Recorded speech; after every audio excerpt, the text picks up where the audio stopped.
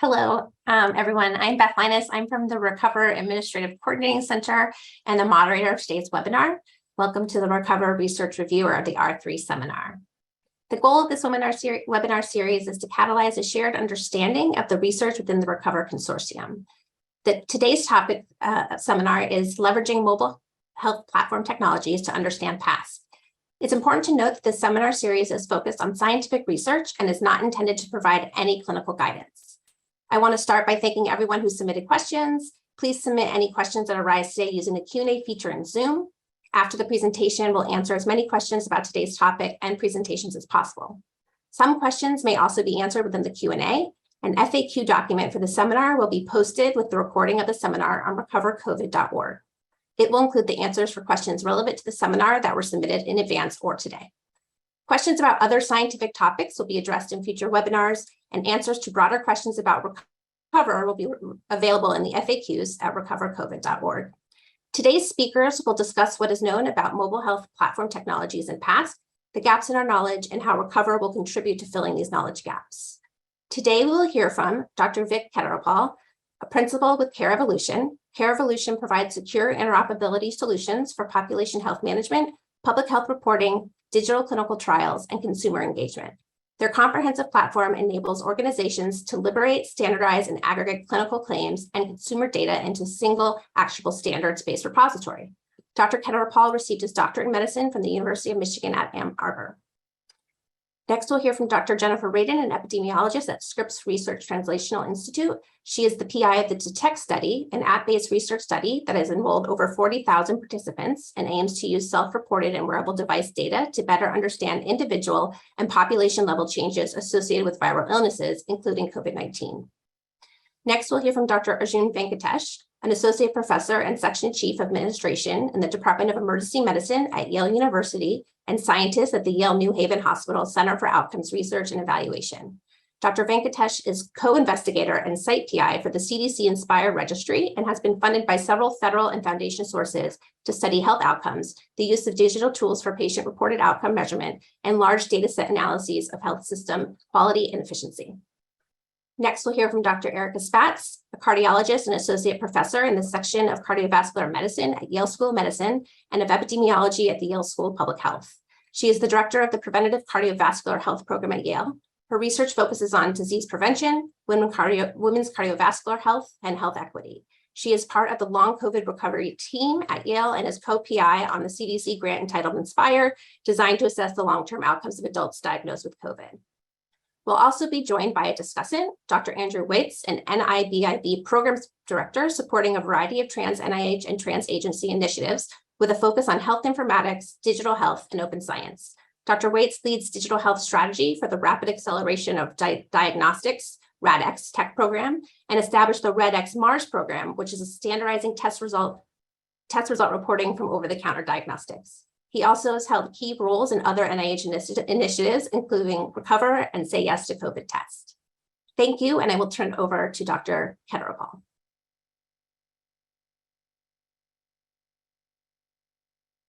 Good afternoon. Thank you, Beth. Pleasure to be here. I think my portion of the talk is titled Opportunity and Need for Digital Tools and Phenotyping to Help Understand PASC. I serve as a principal at CareEvolution, as Beth mentioned. We're a sub-awardee for the Mobile Health Platform for Recover, as well as do some work for the All of Us initiative and some of the work from the NIBIB, Dr. Weitz, integration of testing and digital health that is done. I do have an important disclosure. I come in with a very strong bias favoring the use of digital tools, smartphones, wearable sensors, that enable passive collection of nearly continuous multi-parameter digital data streams over a longitudinal period of time. In the next 15-20 minutes, I'm going to try to share some of our experiences over the last 8 years supporting the innovators in digital and mobile health space. So with that, going on to the next slide, maybe we can focus on just this basic idea that started, I think, back in 2015, or maybe even earlier than that the traditional gold standard survey-based instruments that have been and will remain vital to help define disease progression and quality of life for patients have some inherent limitations that we are trying to always contend with. One, they tend to be infrequent and not continuous. And they tend to be a bit artificial in the sense that they do not track the lived experience of the patient at home. They require some manner of an in-clinic or discontinuous measurement. And this kind of work has led, I think, in the next slide, the venerable Framingham Heart Study to think about how to embed a digital electronic Framingham cohort inside the 70-year-old cohort that already is capturing tons of data. So starting in 2015, the FHS embedded a new electronic cohort where they were handing out some manner of a wearable, a blood pressure cuff, other kinds of things to supplement the data that we already had available. Next slide. The kinds of things that this kind of technology enables us to do is beginning to now show up as we develop proxies and correlates between the digital measurements we're doing on a continuous basis in the natural setting, as opposed to sort of the in the zoo measurement, as I like to call it, that tends to be in the clinic. And this kind of longitudinal analysis becomes really important because it enables development of an individual trajectory of each individual as to the parameter of interest, rather than taking something on a monthly or quarterly or even less frequent basis as an endpoint. We start to see what the correlates are of these kinds of measures that are continuously measured using digital devices. Next, this kind of, next slide, please. The kinds of things that we're able to do, of course, are very profound because we are able to track very interesting measures such as mood, things that tend to defy being able to measure on, say, on a continuous basis using patient-reported outcomes or survey instruments and things of that nature.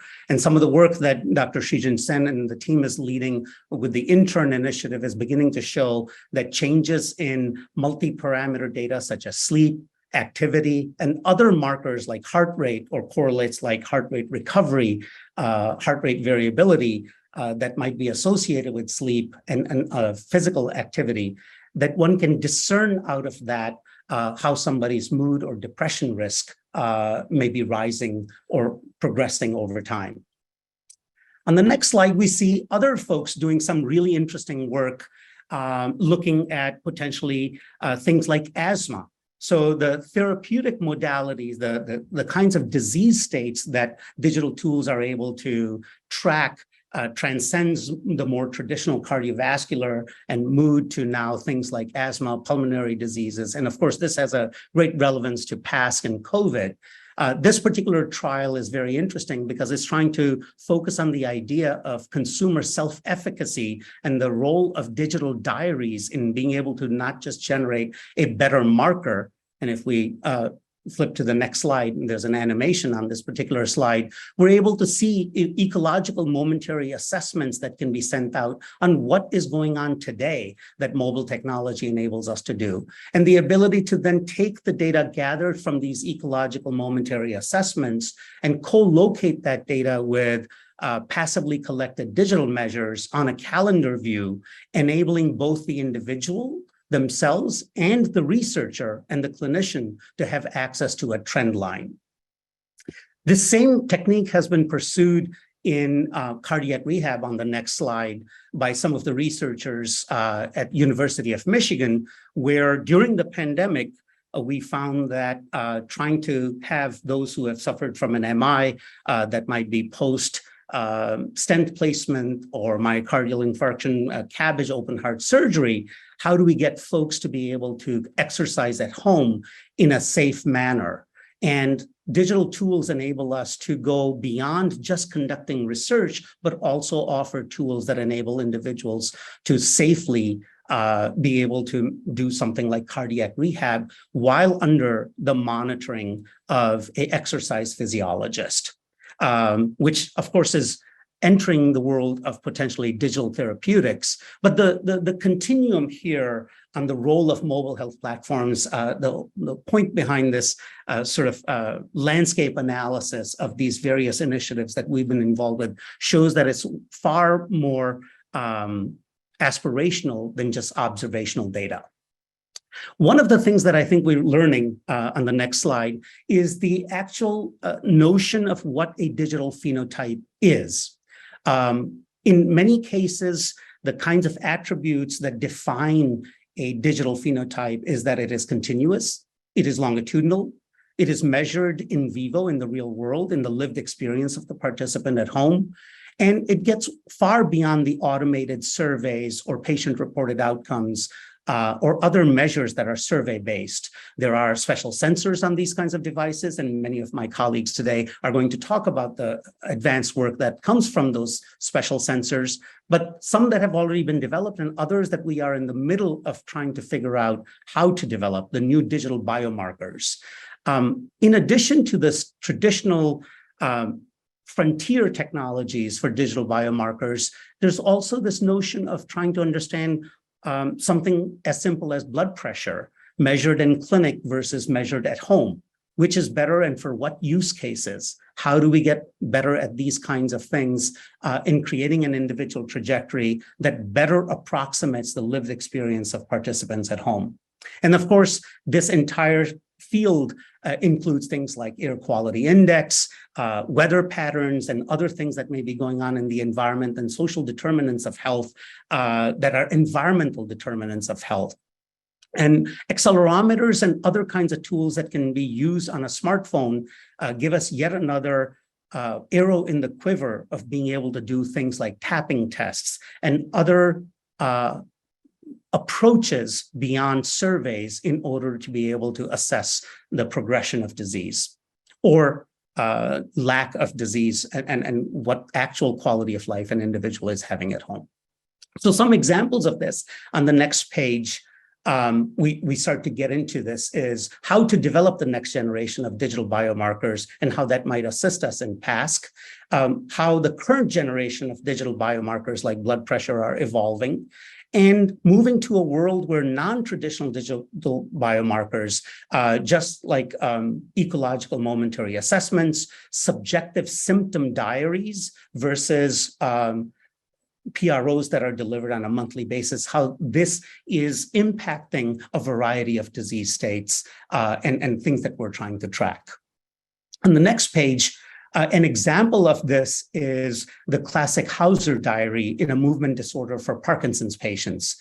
Instead of asking a patient at home to look at how their tremor or dyskinesia is progressing every half hour, so we can right size their L-DOPA or other medication that may be going on, we are now able to potentially give this individual a wearable on the next page where they are able to first automate the diary, if we go to the next screen. And that allows us to create a proxy to say what is the survey-based answer coming off, say, a wearable for the Hauser diary, so it's been automated. But more importantly, using the accelerometer on the wearable, we're able to actually track the tremor and dyskinesia. So on the next page, we show that we can have a continuous digital measure that allows for trend visualization of the tremor versus the dyskinesia, and the L on the horizontal axis represents the times when a patient is taking a medication. This kind of highly granular data that happens to be an event, which is when the medication is being taken, as well as digital data coming off a device, allows us to be far more granular and precise in pursuit of the precision medicine ideal as to that particular individual and what else may be going on in their life. Moving on to the next page. Jennifer is going to go through a bit of this in more detail, so I'll simply leave it at the, you may have seen lots of articles that are talking about the notion of consumer-grade devices like Fitbits and Apple Watches and Garmin's and Oura Rings and the Whoop Ring, being able to track what is going on with the consumer and whether it's a influenza-like illness, including COVID, or recovery from such illnesses, the kinds of multi-parameter data that is coming out of these devices may help inform and supplement other phenotypes that we are tracking to. Next page. This is a study that, of course, Jennifer is going to go into in much greater detail that we ran with Scripps research, where we were able to enroll 40,000 individuals in the course of 6 to 8 weeks in order to be able to gather these kinds of data. So the notion of how far and how broadly we can reach the population is also something that's very profound in mobile health platforms. Next slide. Another kind of interesting digital biomarker is the notion of current gen markers like blood pressure, only currently done usually in an ambulatory care setting to define who is even a hypertensive. And we've been running certain trials that show that you can actually have home-based, nearly continuous, certainly on a relative basis on the next page, blood pressure measurement that allows us to understand potentially the daily diurnal variation in blood pressure and how it is associated with morning, evening, afternoon, with or without food, other things that may be going on during the lived experience of the consumer at home to see if we can have a more precise, personalized evolution of how we measure and define hypertension and how we track response to hypertensive medications, antihypertensive medications at home, to again, in the progression of trying to get to precision medicine. Next slide. Additional things that I think are very interesting when it comes to brain fog, things that are hard to measure with PROs, with potentially validated survey instruments, is this entire world of being able to use things that accelerometers and touchscreens on smartphones enables us to do. Some examples of this are some of the studies going on at the National Cancer Institute right now on the next page that actually try to follow the actual, if I may use it, the fatigue, potentially the acoustic neurotoxicity, and the cognitive function with the use of chemotherapy for a particular patient using simple smartphones. You don't even need a sensor because you can do tapping tests or other markers of evaluating cognition. Next page. This entire field allows us to correlate how somebody describes in a survey instrument as to their level of fatigue or cognition or attention versus a objective measure of those very same things using the kinds of things a smartphone touch-enabled device such as a mobile health platform enables us to do. On the next slide, we start to get to the final type of innovation made available in this field, which is the ability to work with other apps and innovators that are coming out, something such as the ability to track nutrition. So on the next page, you'll see innovative tools that allow the tracking of nutrition, not by completing a survey of how much we ate or describing the food, but rather taking a photograph of the food that you are ingesting and having a tool that says that looks like a banana. What we find is that participants and patients are far more engaged in this kind of a interaction, and we end up with a better diary of something like nutrition tracking. So if we go to the next page, we start to see how this kind of tool may be useful for post-acute sequelae of COVID. One of the things that we are learning is we're in the middle of this chicken or the egg moment when it comes to PASC. We don't really know what the symptomatology of PASC is. We have some pretty good ideas. We have some instruments, PROs that we have designed that describe which symptoms may be associated with PASC. But in some ways, that's what Recover is all about, is to find out what are the precise symptomatology in the lived experience of consumers. And one of the things as a mobile health platform we're able to do is to provide participants a subjective symptom diary that they can refine and configure and personalize to their lived experience with their symptoms and which particular interventions and treatments are impacting them. And this is the kind of thing that allows for greater expressiveness and granularity of symptom data that is available. We find that participants are finding this very useful because we're able to create a trend shown on the next page as to what is going on with the symptomatology for self-efficacy. And if we go to the next page, you'll see that we're able to provide a 30-day calendar by looking at these data, all managed within the mobile health platform technology that is providing value both to the participant, enhancing the granularity and richness of what they are expressing, and making it available to the researcher. Now, of course, this presents a challenge for the researcher to have to come up with new models by which to analyze these data, because it is the individual trajectory and lived experience in keeping with precision medicine and personalized medicine that we are having to track, as opposed to normative comparisons of the symptoms across a cohort. Next page.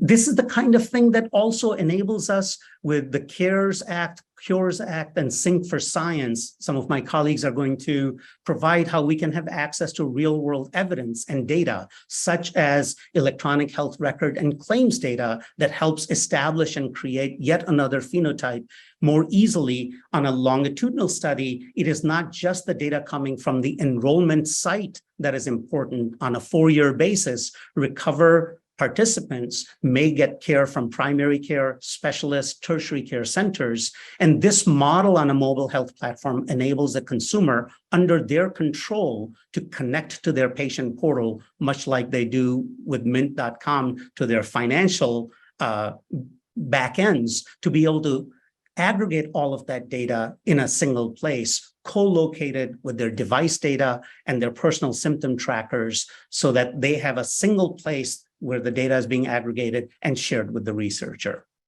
We're able to access some 80% of all US healthcare delivered by volume on an annual basis, with the kinds of endpoints today that are available as part of that Sync for Science protocol that started at NIH several years ago and has been accelerated with some of the information blocking CARES and Cures Act regulations that enable each participant to have access to their EHR and claims data in an app of their choice, such as the mobile health platform. Next page. So now, this idea, we've talked about EMAs, but something that is really challenging to do as a survey instrument, or asking folks to maintain paper-based diaries that then have to be transcribed by somebody into some sort of a canonical database. The mobile health platforms today are able to deliver these in-place, convenient ways to nudge somebody to say, how are you feeling this morning, this evening? So the granularity of the information we're able to manage is much better. I guess the final comment is there are things that are highly challenging to discover. So on the next page, we're talking about in Recover, it's very challenging to come up with a surveillance system, potentially across 40,000 participants, for new suspected COVID infections as we see more reinfections occurring. So the mobile health platform could potentially serve as a sensory system, allowing and enabling convenient access by participants at home to say, I think I might have a new COVID infection. They raise their hand within their mobile health platform, and then they're able to record that data. And on the last slide, we show how we can push that to the researcher, the coordinator at a center, to be able to say, maybe we need to call this particular participant or their home to see if in fact there is an active infection, so they can be in the right part of the protocol.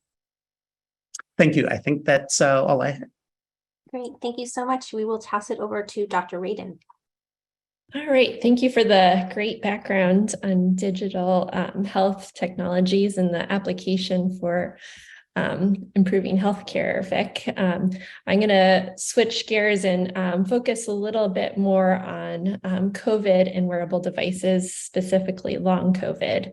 And so I'm an epidemiologist at Scripps Research Translational Institute, and I'm a member of the digital health team.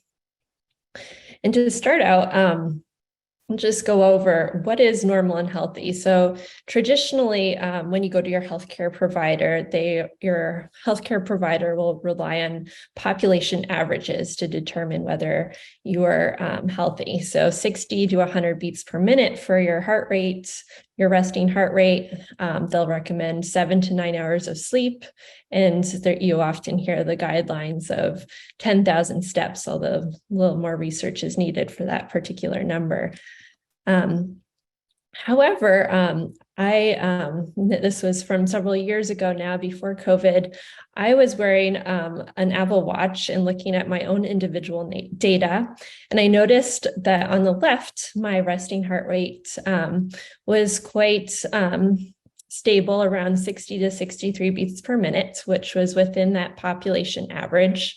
And then on the right, I noticed when I got sick with an upper respiratory infection, my heart rate jumped rather high, up to 77 beats per minute.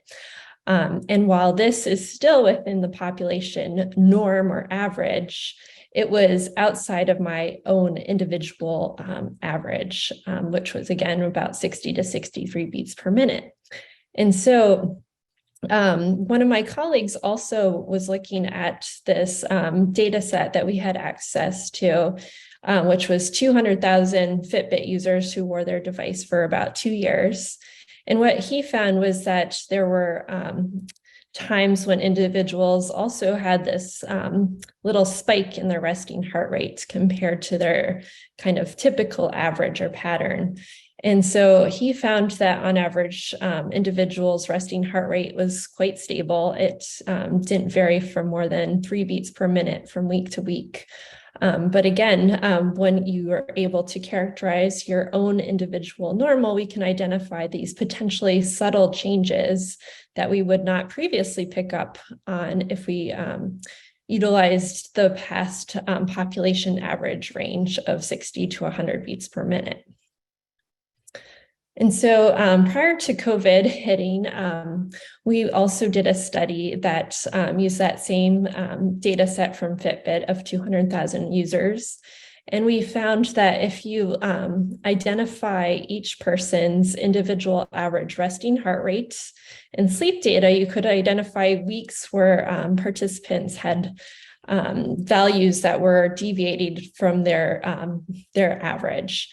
And when you looked at the proportion of individuals each week who had this anomalous data, that it could improve predictions for real-time flu-like illness surveillance. And so we looked at 5 different states and found that the sensor data significantly improved our ability to track infections as they were happening. And so this was really exciting at the time, because flu-like surveillance in the United States was typically delayed by 1 to 3 weeks. It just takes a long time for the data to be collected by different public health associations and sent to the CDC. It takes a long time from when people first get symptoms to when they seek care and finally get tested.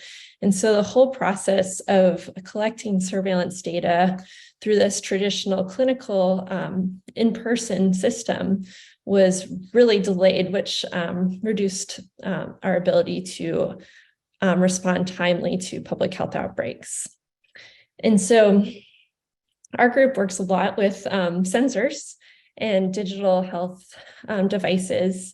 And the Pew Research Center came out with a study a few years ago that found that 1 in 5 Americans are actually wearing a smartwatch or fitness tracker. And so there are some differences depending on racial background, education, whether you live in an urban or a rural area. But these numbers are continually growing. There was a recent study by The Economist that now says that it's 1 in 4. So really have great potential to pull this data from many individuals all over the country to better understand both individual and population changes associated with viral illnesses like COVID.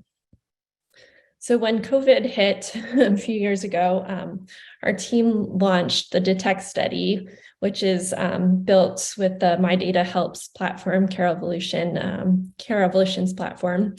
And this platform is great because it enabled us to collect data from any adult in the United States who was willing to join our study and share their sensor data. So we're device agnostic. We can pull in data from Fitbits, Apple Watches, Garmin's, anything that connects to Google Fit or Apple Health Kit. And we also have the ability to pull in electronic health records and also collect symptom data, self-reported vaccination, self-reported diagnostic test results.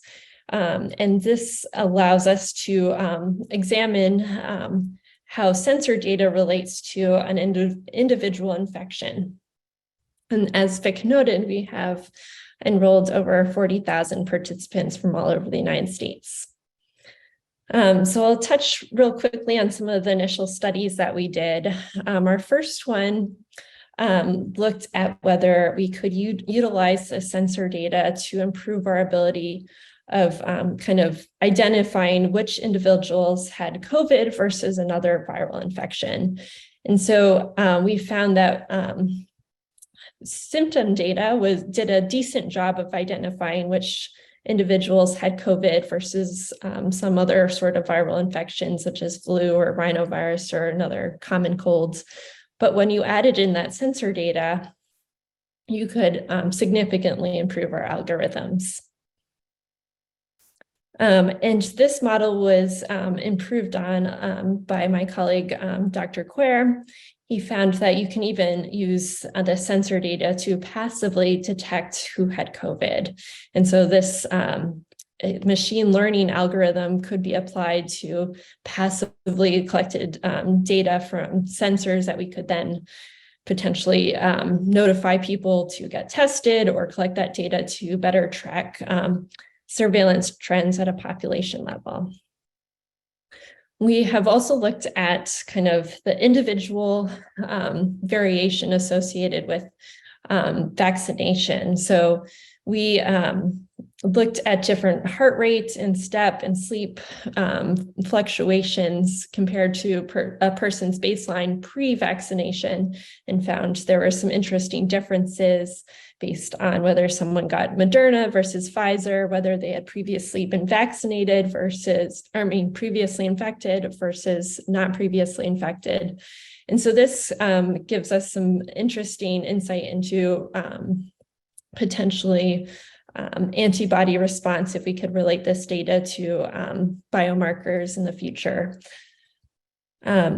And then finally, more recently, we published a study that was very similar to our flu-like illness surveillance study, where we use sensor data to better understand population level changes of COVID-19 in California and the United States. And we used very similar models to our previous study and found that the sensor data could also be used to significantly improve our ability to track COVID-19 activity at a population level. So again, this is really important for speeding up our ability to identify outbreaks and improve our response times. And so a lot of our sensor work has been validated by many colleagues across the US and also internationally, who have found that if you better identify each person's unique baseline for these different sensor metrics, you can then identify subtle changes that may indicate they're coming down with a viral illness infection, potentially even before their symptoms start. So now I'm going to go in a little more detail on one of our long COVID studies. So the great thing about using wearables is that you can continuously track people's data for weeks and months after they get an infection. And this enabled us to look at people's resting heart rate, step, and sleep data both before and after they became infected with COVID-19.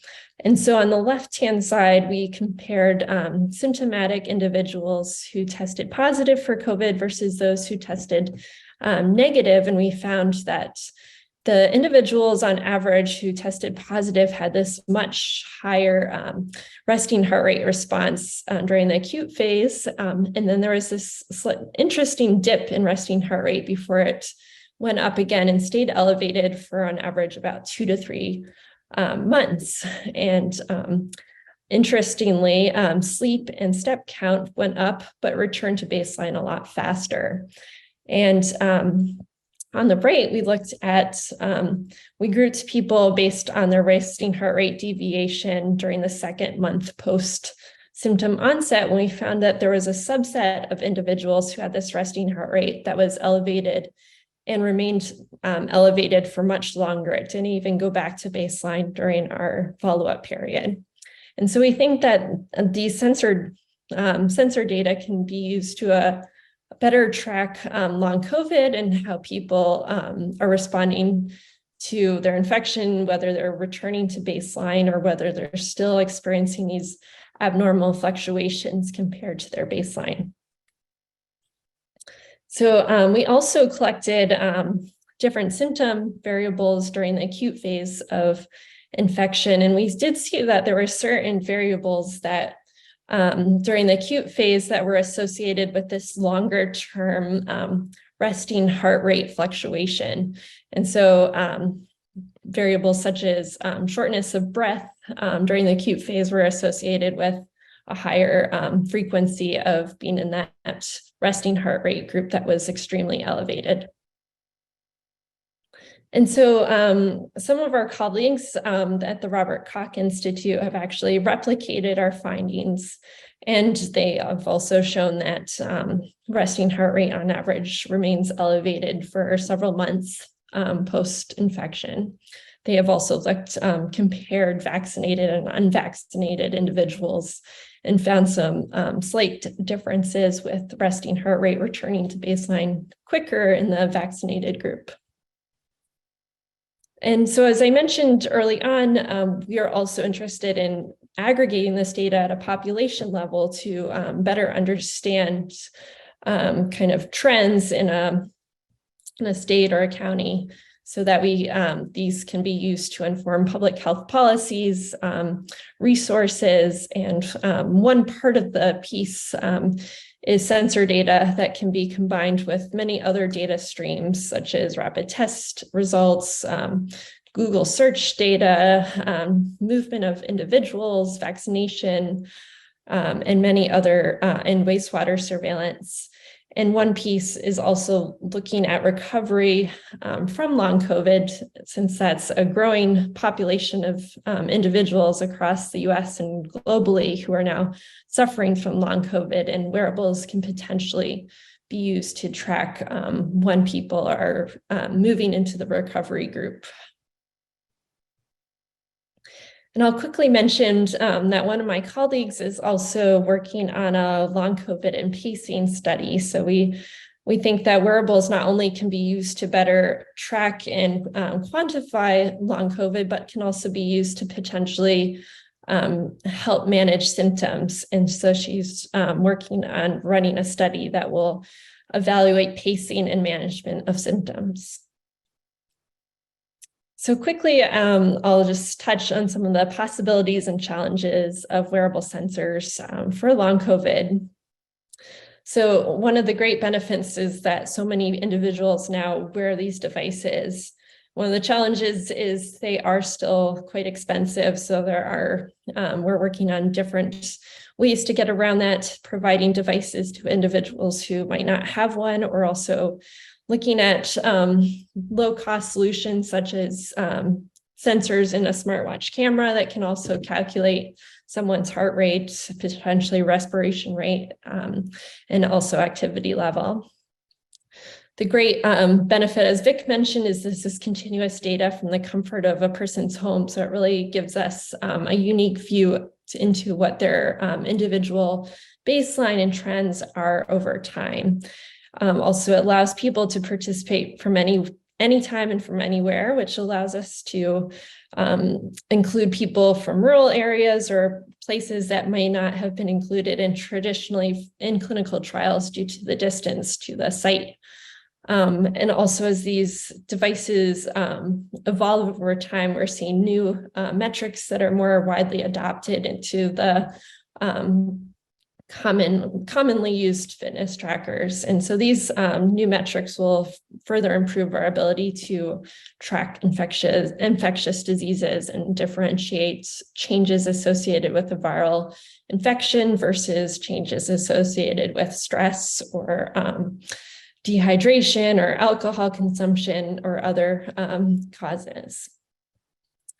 One of the biggest challenges is the long-term engagement. And so something that we're going back to improve that is providing useful data back to the participant, really working on establishing trust and also always increasing diversity and representation so that these health solutions can be utilized by everybody. And finally, I think one of the greatest benefit potentially of these devices is they provide objective data to support some of the symptom data that many participants have experienced, but have potentially been ignored or not really recognized by the medical fields. And so being able to quantify what people are experiencing through resting heart rate, activity, and sleep data can really give us a better idea of what each individual is experiencing. I think in the future, the ability to predict which individuals are more likely to develop long COVID versus not is an interesting application, as well as evaluating different treatments and symptom management, also looking at different subtypes. We know that some individuals go on to have this prolonged tachycardia. Some individuals experience a relative bradycardia or lower resting heart rate. So there's a lot that we still have to learn by using this sensor data. And finally, I'll mention that none of this would be possible without our huge team at Scripps, who really pivoted to work on this study during the pandemic. So thank you. Thank you, Dr. Radin. Next, we'll hear from Dr. Venkatesh and Dr. Erica Spatz. Hi, everyone. It's Arjun Venkatesh here from Yale, along with my colleague, Dr. Erica Spatz from Yale. And we're sort of excited to tell you about a project that is really, it's in some ways a midway point. We recently completed enrollment, but the findings and the early results are just beginning to come out. And so what we want to speak to is the aspect of our project that comes from digital health platforms within the INSPIRE study. And go to the next slide. This study, the INSPIRE study, is really a data registry amongst individuals with COVID infection that's supported by the CDC. Just to sort of be clear, this is our presentation today. It's really from us as researchers at Yale and not official sort of CDC or HHS statements, nor necessarily from the officially from the study project itself. Next slide. The INSPIRE Study Consortium was started really early in the pandemic. I think the CDC was thoughtful about recognizing that there would be a need to prospectively follow individuals and understand long-term outcomes. There was maybe at that time, very few and early anecdotal reports of things called long COVID or prolonged symptoms. And at the time, a set of 8 centers, as you see here on the slide, were able to pull together with Rush University serving as the administrative core for this work, the University of Washington providing the clinical core function, and ourselves as Yale as the primary analytics center for the study, and then additional sites at UT Health, UT Southwestern, UCLA, UCSF, and Jefferson, supporting the enrollment of people really across the country. Next slide. The study's primary objective was to compare disease trajectories, symptoms, patient-reported outcomes, clinical outcomes amongst adults with COVID-19 compared to a control population. We had originally planned to enroll approximately 4,000 individuals. We were fortunate to receive CDC support, given the early success in enrollment, to increase that number to 6,000 participants, and actually just completed that enrollment target a few months ago. The study is designed to provide up to 18 months of follow-up for all of those enrolled, and collecting a variety of outcomes through a variety of data sources. What I think makes the registry unique has been an early focus and an early sort of attention to patient-reported outcomes, largely using existing patient-reported outcomes to understand the long-term sequelae of a COVID infection. And Erica will speak to that in a little bit. The other thing that's unique about this study is, and this is where the use of the digital health platform comes in, is our hope to link those patient-reported outcomes to other data that may be available in real-world electronic health records. And the goal of this is to really determine the risk of long COVID in adults presenting with symptoms of COVID infection compared to people with a negative test. I think one of the interesting things about our study that often gets missed is that it's not only prospective, but we're enrolling people prospectively that had symptoms at the time of enrollment at a ratio of 3 to 1, 3 positives to 1 negative amongst those who had a positive test for COVID versus those with a negative test. Next slide. The digital health platform really is being used in this study to link across a variety of research work functions. There is a part of the digital health platform that's essential for screening and enrollment. We have a web-based approach to recruitment where we can direct anybody to that website, really not just within the 8 geographies of those enrolling centers, but across the nation. Screening questions can be answered by anybody via that web page. They can provide electronic consent. They can sign up for the study. They can connect to the digital health platform, and they can complete the initial baseline survey necessary to be enrolled in the study. And for some who are the most electronically savvy, that can be done entirely without any additional contact. That said, we have a tremendous amount of research support and resources that we have put in to make sure that we're purposely capturing a broader population that's more generalizable and not just those who may be the most tech savvy out there. We can then use the digital platform to collect a variety of survey data. Some of these include sociodemographics and data around employment and finances, as well as standardized measures of patient-reported outcomes across a range of domains. The same platform is then also used to connect each participant's various electronic health records to the study. The vast majority of people connect what is data from a hospital or a health system. Often that may be the primary hospital or health system in which they receive care for COVID or testing for COVID at the time of enrollment. That said, one thing we do notice is that particularly amongst younger populations, there may be people who don't have a primary health system, don't primarily have a lot of formal health system use, and therefore may have a pharmacy portal or something else that has actually richer data available for linkage. The reason this is important is that if we were to limit ourselves to studies around long COVID, people that are existing within EHRs, we'd be really prone to studying those who access care, seek care in traditional hospital or ambulatory healthcare settings, and who have the ability to access care in those settings. And so our hope has been to use the digital platform here as a way to broaden access to the research study, and also be able to capture populations that may otherwise be absent from prior retrospective work. Next slide. How have we gone about recruiting and screening?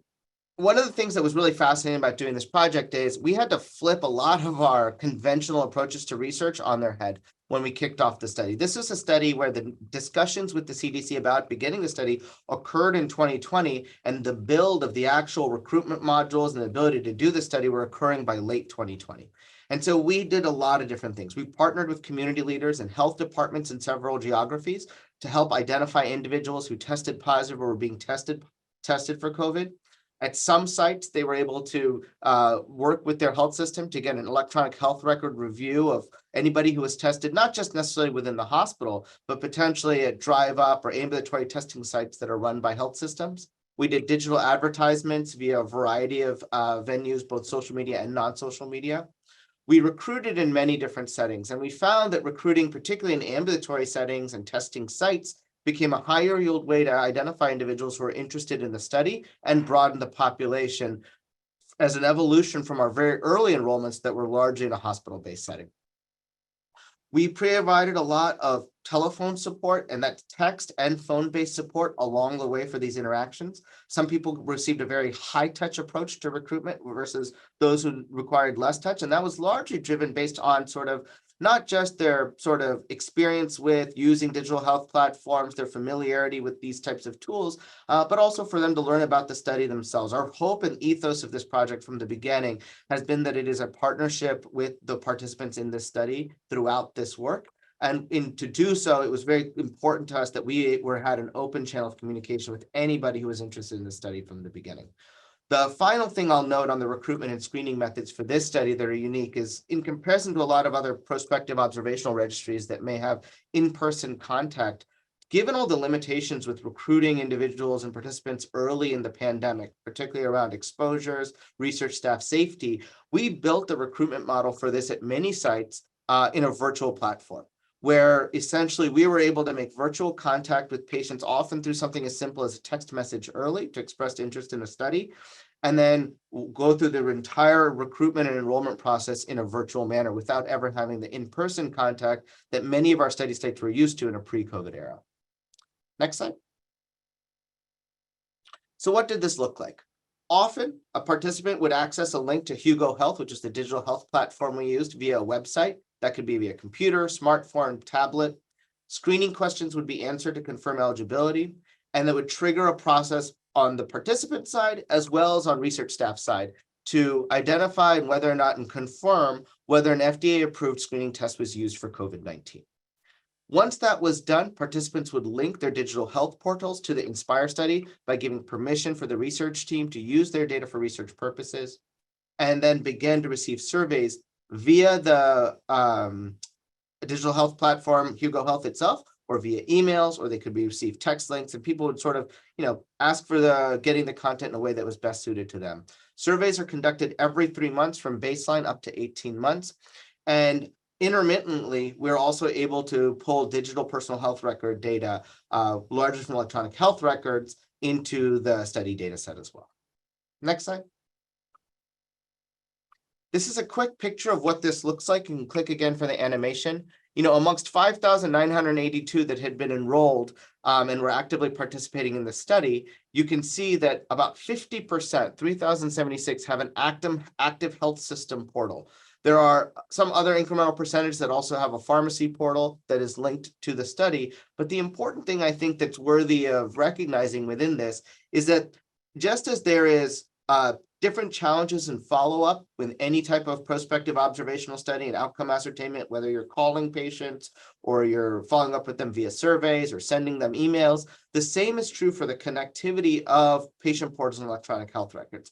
So despite a lot of the improvements that came from the Cures Act at reducing data blocking, there are still many practical barriers that can make it challenging and difficult for individuals to link their own hospital health system portal to a digital platform, and more importantly, to keep it connected over time. Often there will be password changes, different sort of version changes that happen within a platform, within an app, within the actual electronic health record system used by a hospital health system. And each of those creates a different friction point that makes sort of the sustaining of a portal connection and the sustaining of that real world data increasingly challenging.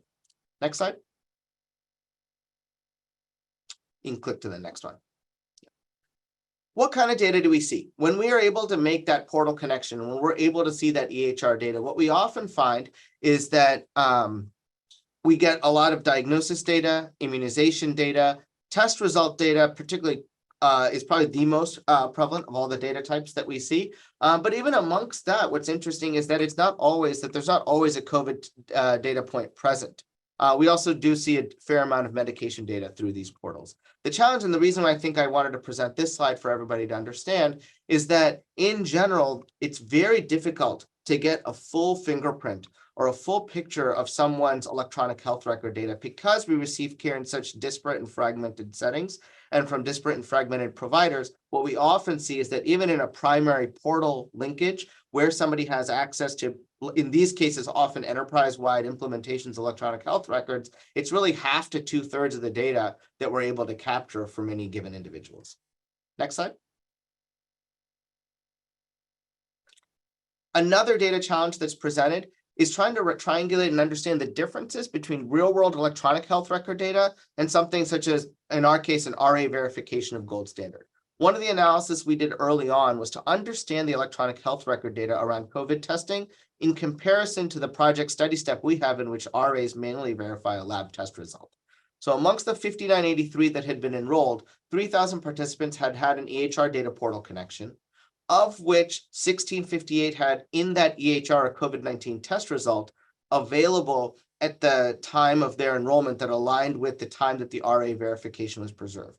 What we said is let's look at plus or minus 3 days from when the RA verified a test result as positive or negative to see if we can find the same result in the electronic health record. And what we found is in some ways very fortunate, 99% of the time, if the RA said it was negative, we find a negative result in the EHR. Very low amounts of time where the NI, only one case where the RA said it was negative and the EHR had a positive test. What's challenging here amongst all of these is the cross where the RA in 285 instances or 25% of cases identified a person as being positive for COVID, even though the EHR had that as negative. That reflects the complicated nature of COVID infection. We know there are false positive and false negative results to initial tests, and that certainly is a component of this. We know that the likelihood of those test results changes with each day of illness. So you can imagine many scenarios where somebody may have a negative result on a PCR performed at a hospital, take a rapid home test the next day that comes back positive, and ultimately be included in the INSPIRE registry as a positive for COVID-19, when in fact the EHR result shows something different. And so these are the sort of data considerations that we've been wrestling with as we start constructing studies, sub-studies within our registry. Next slide.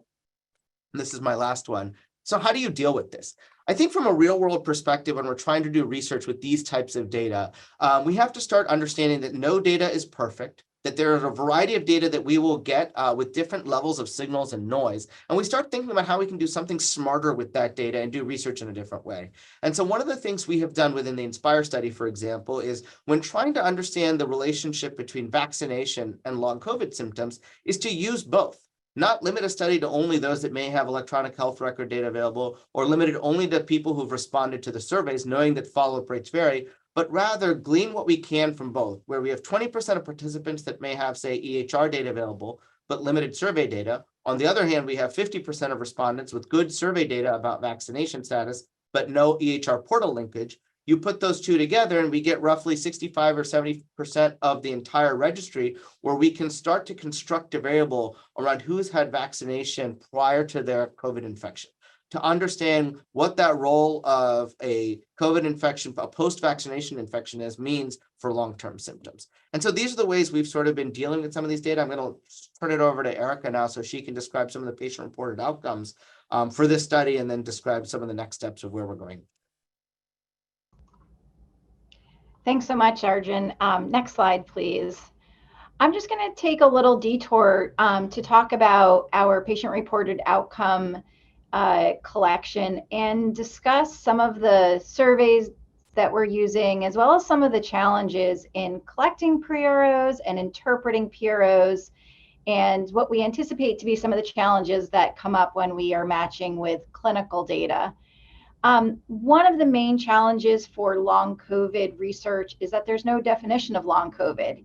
So we don't have a survey that can diagnose long COVID. And long COVID is very heterogeneous and can look very different.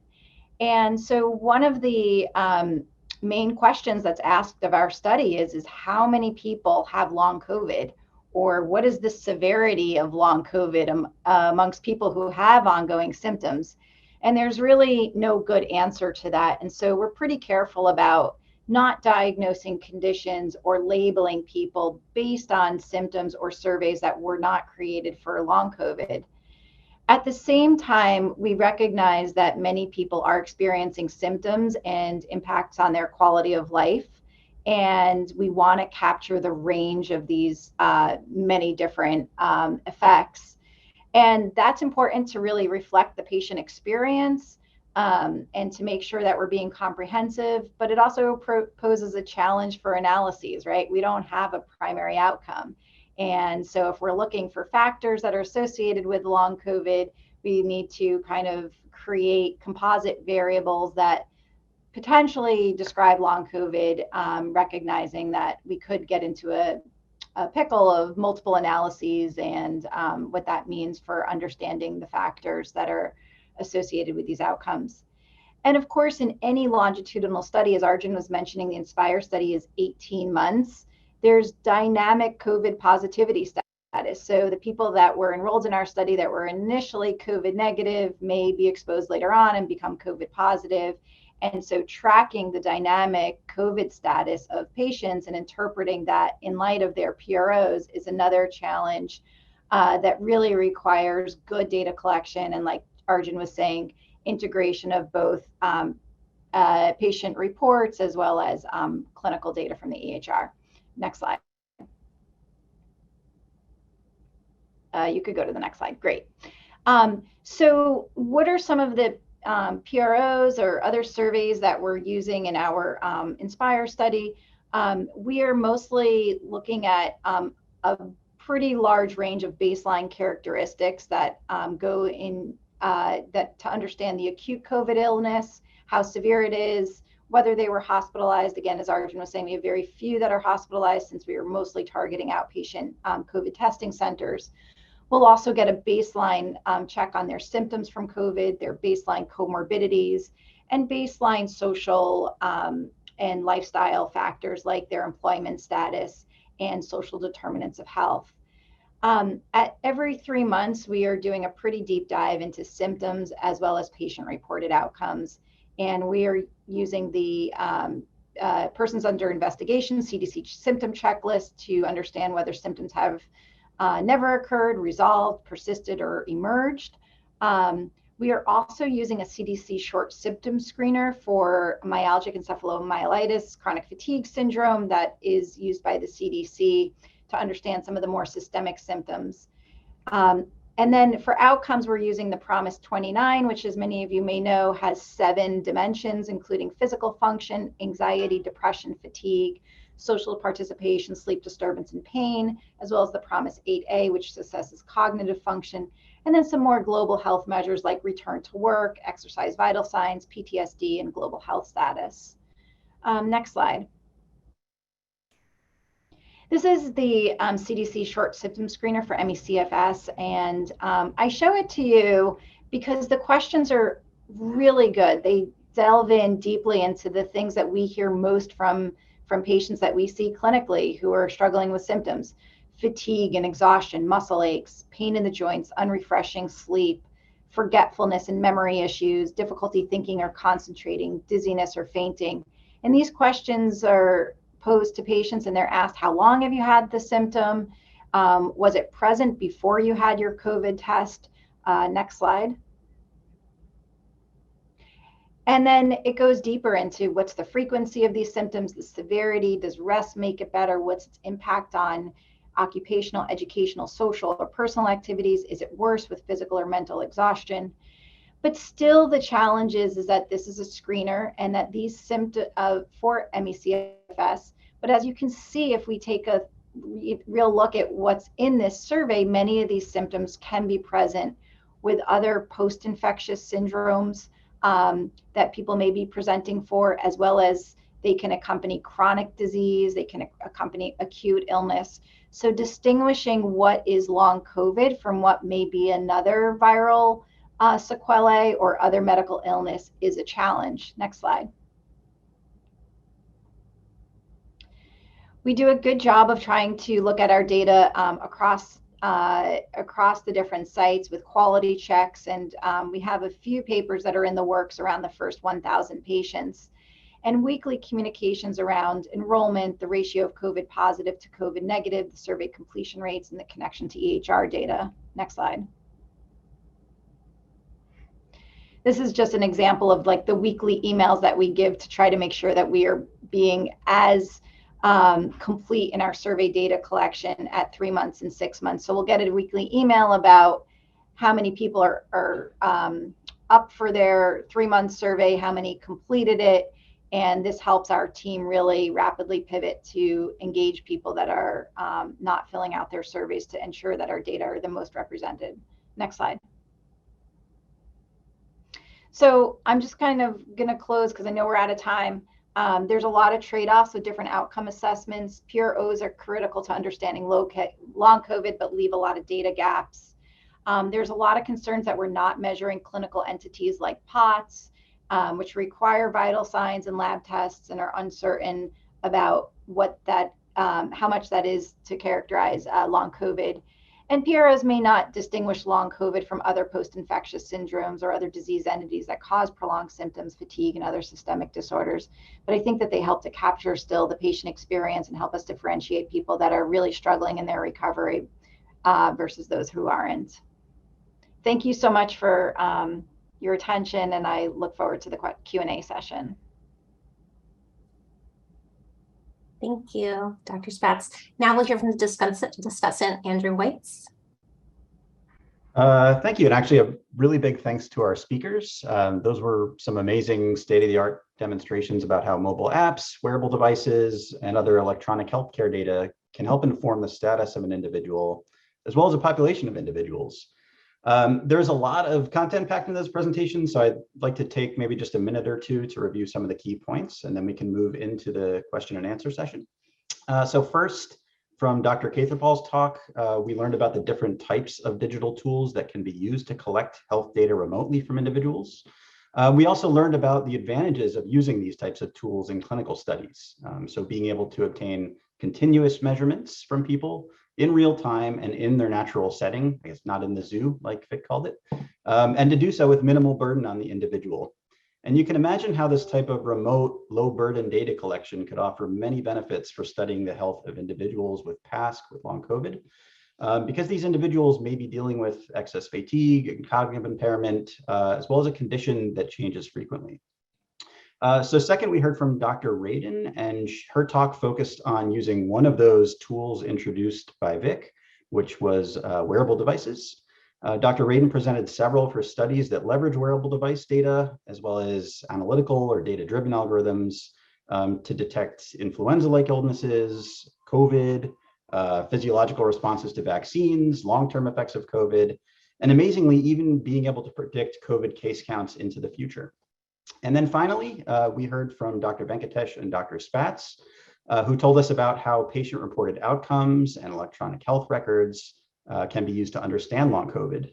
But importantly, we also heard about some challenges and limitations with relying on just those data types, as opposed to more traditional health assessments conducted in person at clinical sites. So there's a lot of promise here. These technologies are quite new. They've only been commonplace for the past 5 or 10 years. The Apple Watch was invented in 2014. Smartphones have only been in our pockets for the past 15 years or so. And it's only really more recently that we've begun to use these types of technologies for research in healthcare. So it seems to me, at least, that we're only beginning to scratch the surface of what's possible. So with that, I'd like to maybe pose a few questions to some of the speakers before we take some audience questions. So the first one I'd like to ask about is health equity. Jennifer, you touched on this briefly, but maybe we could explore it in a little more detail. So as more and more studies are leveraging wearable devices, mobile apps to capture data remotely from individuals, how can we ensure that people who don't own these devices, who don't have smartphones, computers, or wearable devices are able to participate in these studies?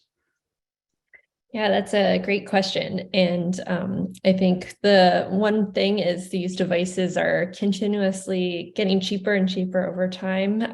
As you can see, it went from 1 to 5 to now 1 in 4 Americans who now wears these devices. But I think there's great potential from almost going to less advanced devices. So your smartphone camera actually can do a great job of measuring your heart rate and your respiration rates. If you carry your phone around, you're going to get a step count. You can there's even apps that do sound, they listen for sound to measure sleep. So there's many different ways that we can collect this data without relying on the more traditional, expensive wrist-worn devices. I think also our group has provided devices to individuals who are underrepresented to join our study. And that's another avenue, although it does get quite costly. So I think, yeah, it's something to consider and something that we're continuously striving to do a better job at. Thanks, Jennifer. And maybe Vik, I'm not sure if you could speak to maybe how Recover is tackling that challenge of just people not owning these devices. Yes, part of the Recover initiative, in order to layer in and ensure that we have diverse populations being able to participate in contributing the digital phenotype, there's approximately 10,000 devices that Recover will be funding and distributing, with priority distribution to those that are underrepresented for whatever reason. This is the same model we have leverage in initiatives such as the All of Us initiative. So that hopefully closes the gap. That is obviously of great concern. Thank you. So next question, maybe getting into a bit more on some of the limitations or challenges that Dr. Spatz and Dr. Venkatesh discussed. We heard about how patient-reported outcomes and other kind of similar measures can be less reliable than traditional assessments collected in person at the clinic. And that could speak to some potential limitations of a purely virtual approach to this type of research. So I guess the kind of meet in the middle approach could be some sort of hybrid approach where you have a remote option available to participants in a study, but you're also having people come into the clinic. And just curious if any of our speakers have explored that, done those types of studies, and it's actually my understanding that that is the RECOVER approach. So would open that question to really anyone.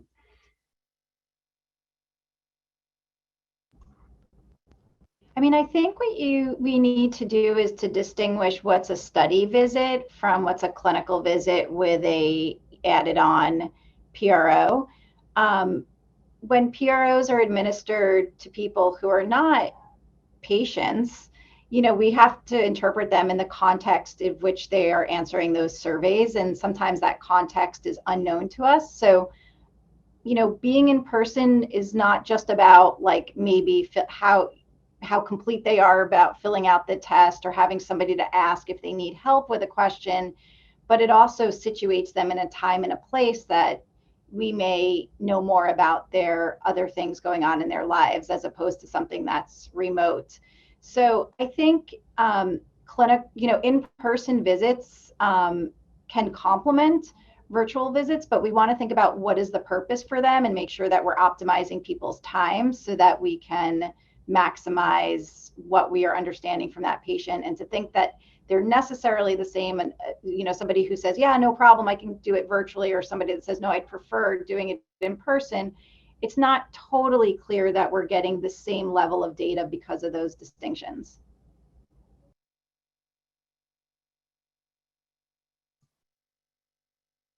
Thank you. And maybe I was gonna say, I think it's also worth noting that, you know, the use of digital tools for research is by no means meant to be replacing or to eliminate or mutually exclusive with a lot of in-person or more traditional research methods that have been used in the past. I think of this often, you know, just in my clinical environment when I'm taking care of a patient. The electronic health record doesn't take care of the patient, right? It just is a tool that allows me to work in a different way, have different access to information, and do that work hopefully better and take care of a patient better. The same is true in the research world. I think these often these digital tools, and you can even see this as people are presenting their projects, are enmeshing with how people conduct research. I think it allows us to conduct research at either a different scale. It allows us to potentially make research more accessible in certain ways. It allows us to potentially capture certain outcomes we otherwise couldn't have done, but all in a way that's often augmenting very human traditional research processes, very standard research designs, right? We're not totally changing the concept of how to do a research study. Rather, we're doing these things in a more efficient, productive way, in a way that I think is hopefully more partnered with patients and is also more accessible to people. Yeah, I think it depends on the research question, whether you need that in-person visit or not. I think there's a lot of growing potential to collect remote blood samples to, as Vik mentioned, the CareEvolution platform does connect to electronic health records, so we can pull in that data. There's so many new sensors that can look at cough recognition and do sound recordings. So I think there really is a potential to do a truly decentralized trial as well. And maybe to sort of add on to that, I do think the research techniques, the data analysis techniques for some of these digital data, whether it is due to the variation on the device itself, the wear time, there are some questions related to self-efficacy at home. I think the methodology of how we undertake analysis is a bit different. It takes a different way. It's rather than focusing on consistent data input into the statistical analysis, I do think the data science and the big data techniques to smooth out the noise, much like we would do throwing out the high score and the low score, those kinds of techniques become ever more important in some of these kinds of digital health data. And then the notion of individual trajectories tends to smooth out the day-to-day, moment-to-moment. So some of the things that help out are that the N usually is massive, potentially orders of magnitude larger, that we're talking about in participant pool itself. And secondly, the data itself is longitudinal. And frankly, very few initiatives have data 3, 4, 5 years out. And fundamentally, PASC is the post-acute sequelae. And so the kinds of techniques that have to be used to compare things over a 3 to 4 year basis, one has to be quite innovative about that. Oh, really great answers. Thank you, everyone. And I think now we are going to be moving over to our audience question portion of the session. Yep, thank you. Most of the questions that came in are can be thrown to anyone, so I'll just pose them and whoever feels like answering can. So the first one was, how do you deal with hardware-related variants or issues? For example, a broken hardware error can create a hole in data, whereas an improperly worn watch could change the results. Plus, each manufacturer has other issues with the devices. Yeah, that's a great question. As Vik said, we like to compare each individual to themselves over time. So if you're always wearing your watch loosely, that will carry over time. So we won't deal with that variation of changes. I think there's definitely differences in algorithms across devices. For example, resting heart rate calculated by a Fitbit is different than an Apple Watch, and these algorithms are proprietary. And I think, again, going back to comparing someone to themselves over time helps to get around some of that noise that when you start comparing devices.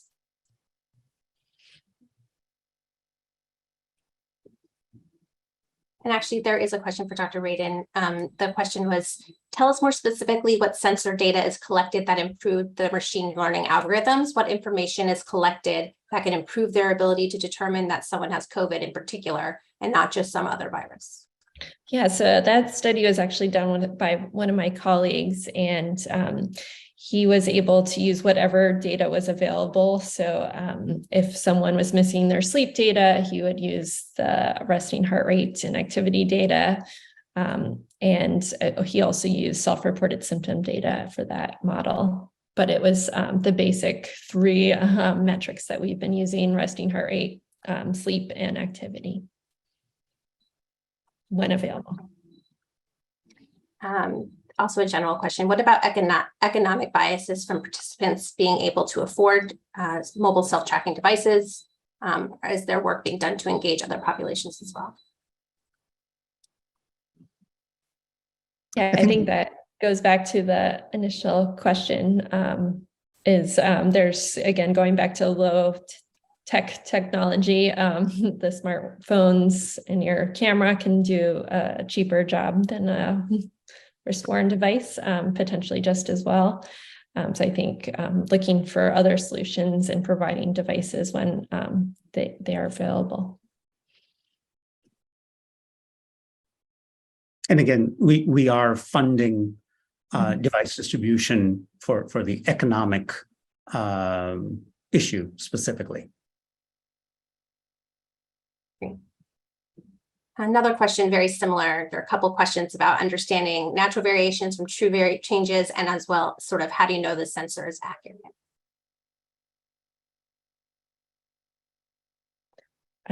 There have been a lot of validation studies for these sensors and have found that they do quite a good job at measuring, say, resting heart rate when someone's truly at rest. There's a lot more noise when someone's active and moving around. But finding they'll continually improve over time, and also looking at other places people can wear these sensors. So a chest-worn sensor that sticks to your chest might do a better job of, say, measuring temperature fluctuations than a wrist-worn sensor does. So there's different places to wear them that might be more accurate as well.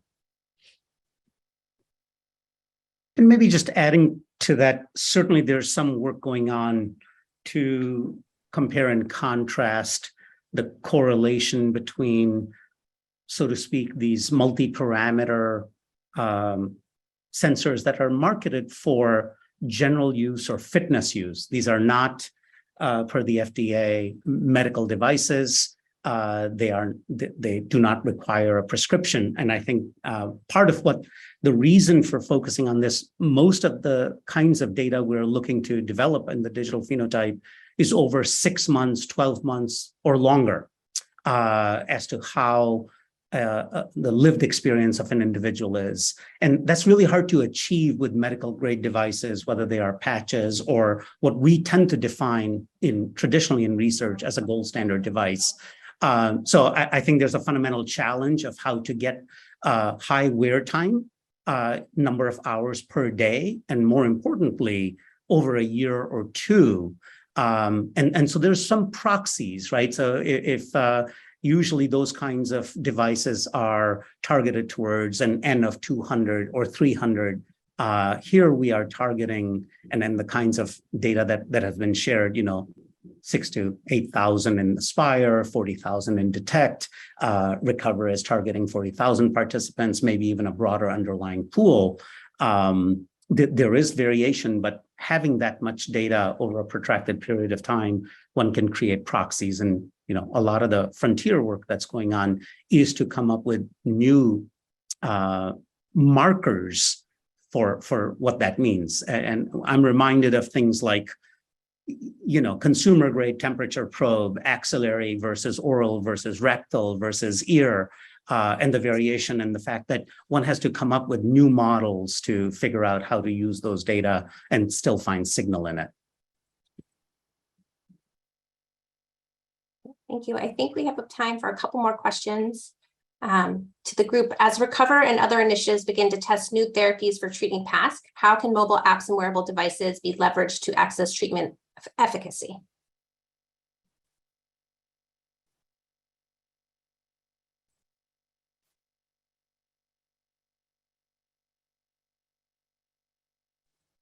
Well, I guess I could take this question. I think there's many ways that we can test treatment efficacy. And in the case of long COVID, a lot of that is going to fall to patient-reported outcomes. How well are people functioning in their daily lives? And I think that, some of the key points to that are to make sure we're capturing the right outcomes. So partnering with patients to ensure that we're asking the right questions. If the therapy is targeted towards increased exercise tolerance, then the physical activity data on a smartwatch can be extremely helpful for showing, how many days, what their step counts are, or times that they're sedentary.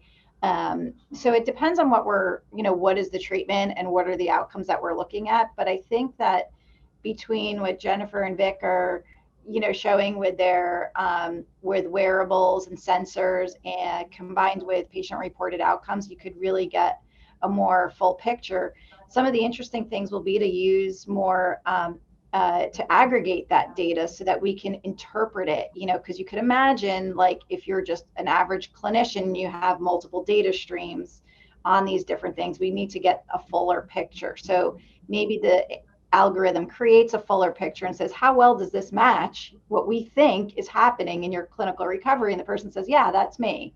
I'm doing a lot more, but I'm still struggling with this. So, we may think about different ways that we can evaluate outcomes that are much more patient-centric.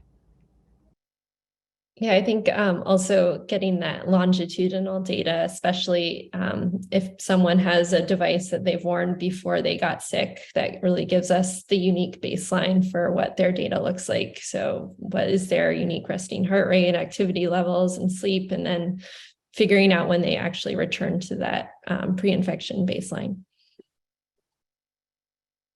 Yeah, I think there's subjective, QOL measures that constitute PROs, but there's also objective measures, return to baseline, of course, as Jennifer mentioned. But there's things like absenteeism, days missed at school, and other kinds of things, interestingly, that are well understood in this context for some of the more severe to moderate PASC sufferers. Those are interesting endpoints. They may not rise to ER visits or hospitalizations or diagnosis codes in EHRs, but I think that's part of the frontier of how to define in the patient's terms those kinds of objective measures beyond a survey-based response. So we think there might be 3 different ways of thinking about treatment efficacy. Am I back to my normal life as defined by going to work, going to school? Am I back to normal in not having to pace myself in my activity, mobility? Is my sleep back to my normal? Which tends to self-correct for other comorbid and other conditions that may exist. And third, of course, more traditional PROs that measure QOL. So I just want to thank our presenters very much. Thank you to our audience for attending the seminar and engaging with the Q&A. As a reminder, a recording of today's seminar will be available on recovercovid.org within a few weeks. I'll also be posting a Q&A document that has responses to the questions we received today, including those we did not have time to address.